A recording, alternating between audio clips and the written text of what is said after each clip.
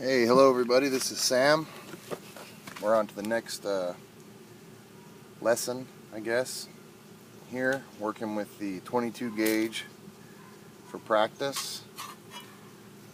This is the piece we worked on last time for the basic dishing skills. Same piece I did on video.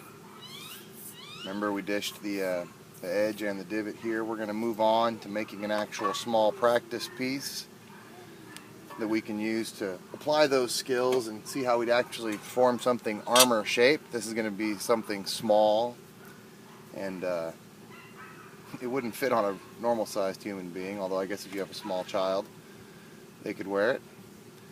We're going to make a floating elbow cup, and you see here I just took the third practice piece of sheet and cut an oval shape. I didn't use a protractor or anything, just by hand. Obviously it's very rough. Then I cut a triangle, a very narrow triangle out of one side to the rough center point here. As you can see, I'm going to mark the little center point. Now I'm going to make some lines for dishing, and I want to make a circle that extends almost the full width here, but I don't want it to go all the way to the outside because I'm going to leave each end here undished, and we're just going to have little wings on this piece, so those are going to be flat. So I'm just going to by hand just draw some lines for dishing for some courses.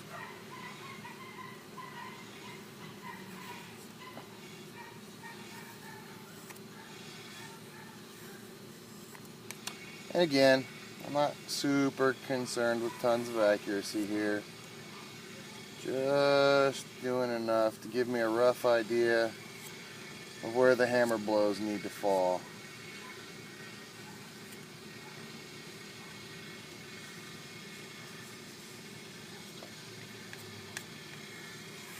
And that's going to be enough to make me happy here. As usual, I'm going to start working on the outside of the piece and work my way to the center.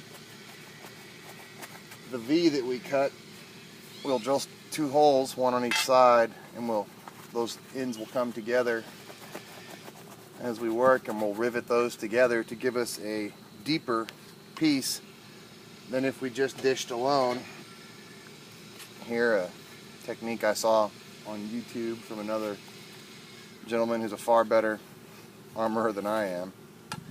But I'm going to get started on this, and you guys can follow along if you have the practice materials.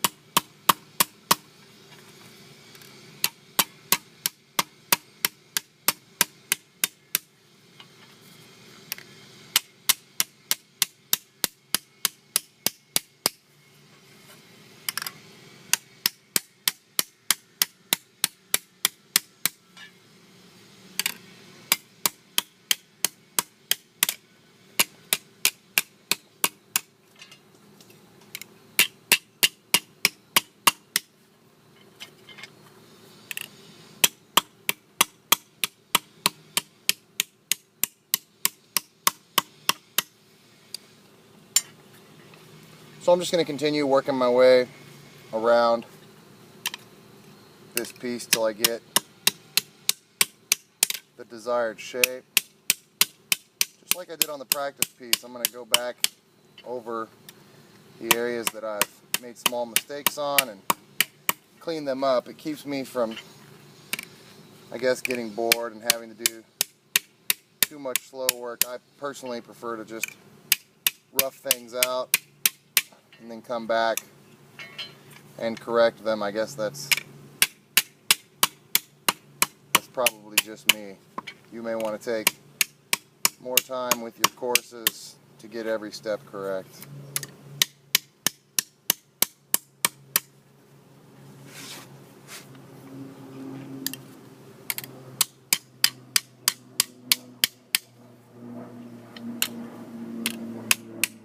Obviously, the closer your hammer blows are to each other, and the more of them you make per inch, the smoother your results are going to be. And if you wanted to just take your time meticulously moving around on these courses, you'd have much finer results. However, in the interest of producing these videos in a watchable time length, I'm just going to power on through.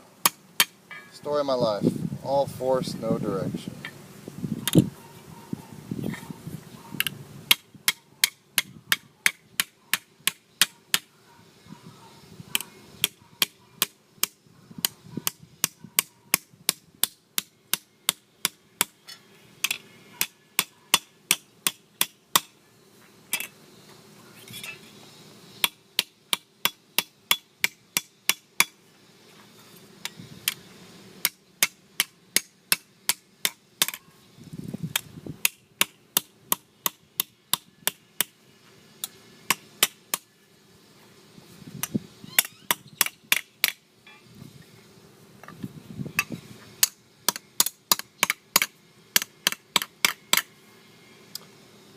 I'm pretty happy with the quick result here, and you can see these ends that I spoke about earlier have started to overlap, and that's good. I'm going to go ahead and by hand now just pull in and fold these ends over each other so that they close up at the bottom. And we're going to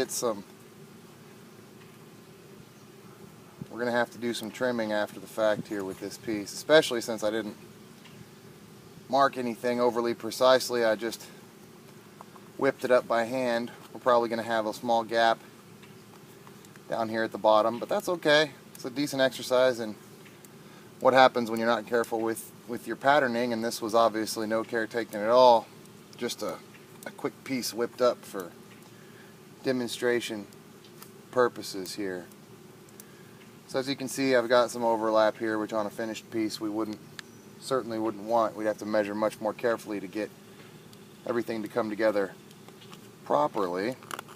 But I think it illustrates the fact that now we have a much more deeply domed piece. It does come to a slight point that we can bang out over a steak if we wish, than if we just did that small amount of dishing. We're able to artificially increase the depth of the piece. That's going to be it for this section. On the next, we're going to carry over into doing some trimming on this piece, as well as putting a rivet in it, and we'll carry on from there. Thank you for watching.